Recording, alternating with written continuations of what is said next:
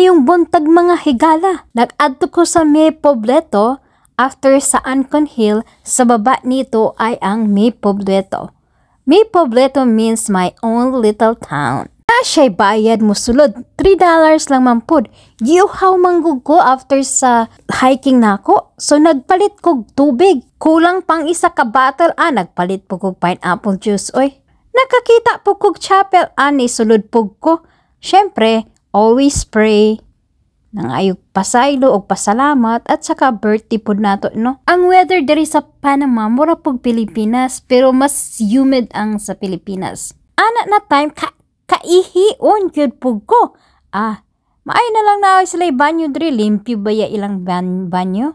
Cute baya ning town, no? Gamay kaayo baya. Pero naapod sila yung mga store dira mga souvenirs na gusto ka mo palit. After ni hawa na ko kay maghulat ta sa bus sa hop on and hop off.